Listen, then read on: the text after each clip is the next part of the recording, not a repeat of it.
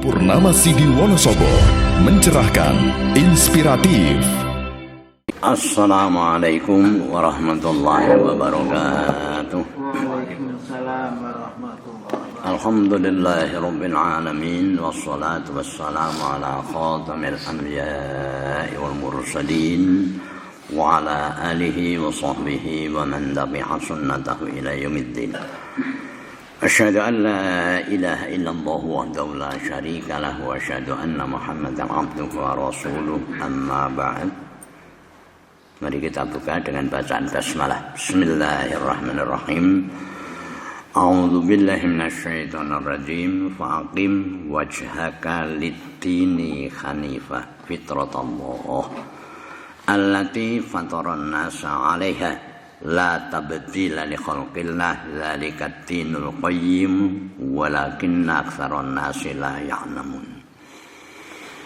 Jamaah subuh yang berbahagia, ayat yang saya baca tadi yang terakhir yaitu saya ambilkan dari surah Ar-Rum ayat 30 yang dimulai dengan a'udzubillahi minasyaitonirrajim fa'aqim wajhaka lid-dini hanifah.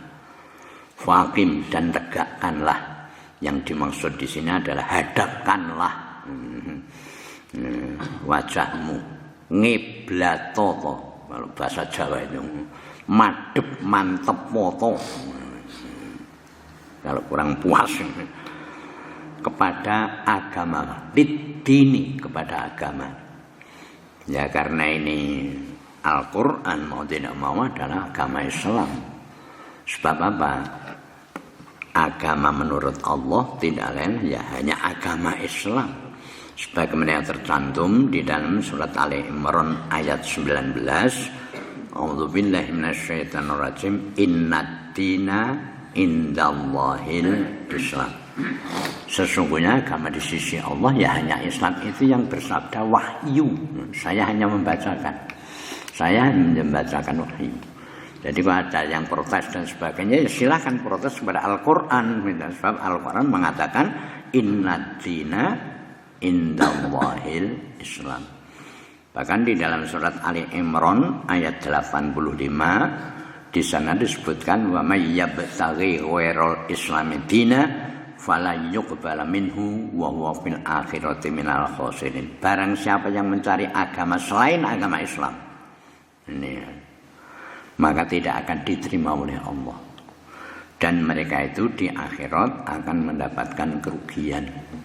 Ya kerugian ini otomatis adalah bukan surga, otomatis kan neraka. Ini kalau kita mengambil agama selain agama Islam. Ini tercantum di dalam surat Ali Imran ayat 85. Oleh karena itu mari kita mantapkan di dalam kita beragama Islam. Nah, lalu yang namanya agama Islam itu apa? Ini kalau kita mau membaca di dalam buku Himpunan Putusan Tarjih, di sana disebutkan ad-dinul islamiyyu alladzi jaa bihi Muhammadun sallallahu alaihi wasallam huwa. Nanti dulu. Yang kita bicarakan di sini adalah agama Islam yang dibawa oleh junjungan kita Nabi Muhammad sallallahu alaihi wasallam. Tuh, kok agama Islam yang dibawa oleh junjungan kita Nabi Muhammad SAW? Apa ada orang lain yang membawa agama Islam selain Nabi Muhammad? Ada atau tidak? Ya karena agama di sisi Allah itu hanyalah agama Islam, mau tidak mau ya, yang dibekalkan oleh Allah kepada para rasul tidak lain pasti agama Islam. Nah, yang kita bicarakan ini adalah agama Islam yang dibawa oleh Nabi Muhammad SAW. Seperti apa toh? Agama Islam yang dibawa oleh Nabi Muhammad SAW. Huwa, yaitu ma anzalallahu fil Qur'an wa ma ja'at bihi sunnatus shahihatu. Jadi kalau kita ingin beragama betul-betul, gitulah, beragama Islam dengan betul-betul, yaitu mau tidak mau kita itu mesti mengambil daripada Al-Quran apa-apa yang diturunkan oleh Allah di dalam Al-Quran. Inilah agama Islam. Jadi agama Islam itu bukan hanya sekedar isak subuh luhur asal maghrib, itu bukan. Yang namanya agama Islam itu ma'anzalahullah fil Quran. Apa-apa yang tercantum di dalam Al-Quran. Maaf, ini jamaah subuh sekalian sudah punya Quran atau belum? Saya tanya, sudah punya Quran belum? Sudah. Sudah dibuka belum? Alhamdulillah. Sudah dibaca belum? Sudah mengerti isinya belum? Lah ini perlu kita mendalami isi daripada Al-Quran ini, ya. Jangan sampai sebagaimana firman Allah, yaitu fala yatadabbarunal Qur'an am ala qulubin aqfaluha. Maka mengapa mereka itu tidak mau mendalami isi daripada Al-Quran? Sebab ini pegangan hidup kita ini. Apakah hati mereka sudah terkunci, tertutup dari hidayah Allah? Sehingga kalau ingin selamat dunia dan akhirat, yang tidak mau pegangan hidup kita itu adalah Al-Quran. Wa maja'at bihis sunnatus sahihah. Di samping Al-Quran ada satu lagi, yaitu apa-apa yang diturunkan kepada yang disampaikan oleh Nabi Muhammad SAW yang terkenal dengan sunnah Rasul. Kalau kita berpegangan di dalam beragama Islam ini Al-Quran dan sunnah Rasul, selamat insya Allah dunia dan akhirat. Minal awamiri wan nawahi, isinya adalah apa? Perintah dan larangan. Minal awamiri wan nawahi, isinya perintah. Kira-kira perintah-perintah di dalam Al-Quran ini sudah dilaksanakan atau sudah semua belum? Belum. Oleh karena itu mari wal awamiri, perintah, wan nawahi, larangan-larangan banyak tercantum di dalam Al-Quran. Perintah apa, larangan apa. Untuk apa toh? Kok Allah memberikan peraturan semacam itu untuk apa? Li sholahil ibadi dunyahum wa ukhrum. Untuk kemaslahatan manusia itu sendiri sebenarnya. Untuk kemaslahatan hambanya, untuk kebaikan hambanya, supaya hidupnya di dunia dan di akhirat itu mendapat hasanah sesuai dengan doa kita, Rabbana atina fid dunya hasanah wa fil akhirati hasanah wa qina adzabannar. Itulah agama Islam. Oleh karena itu mari kita bermantap-mantap di dalam beragama Islam. Sebab kalau kita melihat ayat ini sudah jelas bahwa itu sudah menjadi model ciptaan Allah, fitratallah. Ini kalau menurut yang saya dengar dari Pak Jindar Tamimi dulu, fitrah ini adalah model ciptaan. Jadi model ciptaan Allah, bahwa manusia diciptakan oleh Allah itu supaya menempatkan diri pada agama Allah. Itulah model ciptaan Allah. Jadi manusia menempatkan diri di agama Allah, yaitu agama Islam. Yang agama Islam itu adalah terdiri daripada ajarannya, terdiri daripada Al-Quran dan Sunnah Rasul tadi. Allati fataron nasa la tabdila li khalqillah. Yang semacam itu tidak ada perubahan. Bagi ciptaan Allah, mulai dari Allah menciptakan manusia yang pertama sampai akhir zaman, tidak ada perubahan. Nah, ketentuan Allah di dalam Al-Quran, demikian juga sunnah daripada Rasulullah, tidak ada perubahan.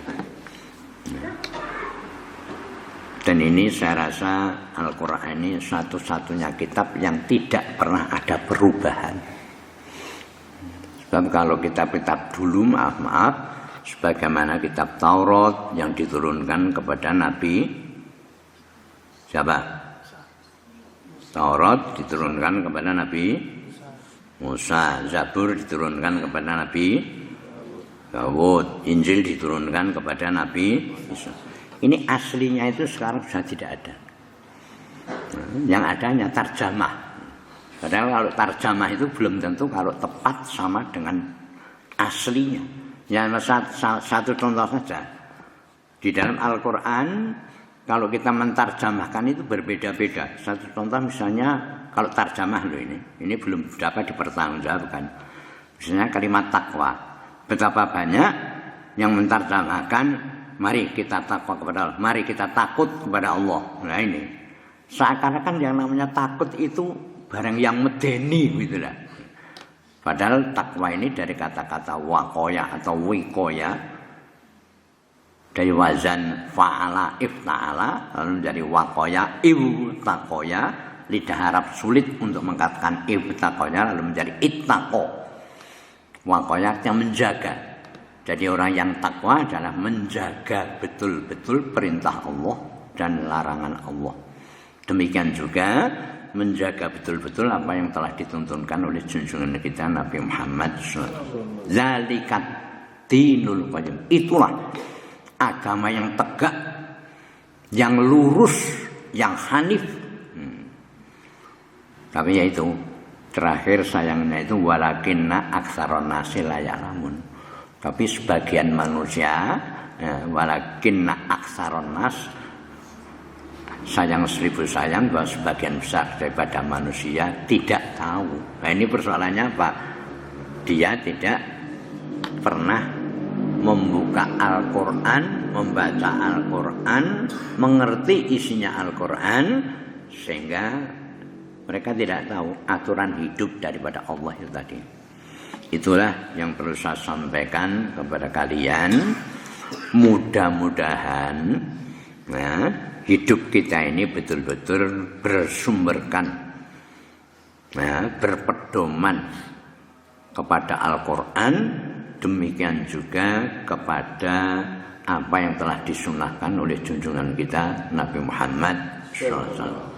Padahal membaca Al-Quran baru membaca saja. Man qara'a harfan min kitabillah falahu hasanatun wal hasanatu bi asri amsalihha. Yang dimaksudkan membaca satu huruf itu saja. Baru membaca satu huruf daripada Al-Quran. Man qara'a harfan min. Maka satu huruf itu mendapatkan satu hasanah. Satu huruf. Dan satu hasanah bacaan Al-Quran dilipatkan 10 kali lipat. Ini hebatnya orang yang senang membaca Al-Quran. Tetapi jangan sampai hanya membaca tok. Sebab karena Al-Quran itu adalah pedoman hidup, maka mau tidak mau ya mendalami isi daripada Al-Quran tersebut. Itulah kira-kira yang perlu saya sampaikan pada pengajian subuh kali ini. Mudah-mudahan ada manfaatnya. Yang jelas mari kita selalu menghadap permohonan kepada Allah Subhanahu wa taala. Mudah-mudahan kita dapat melaksanakan setiap perintah daripada Allah dan menjauhi daripada setiap larangan daripada Allah.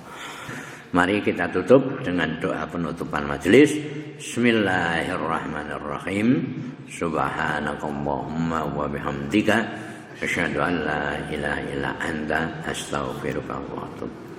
Alhamdulillahirabbil alamin. Assalamualaikum warahmatullahi wabarakatuh.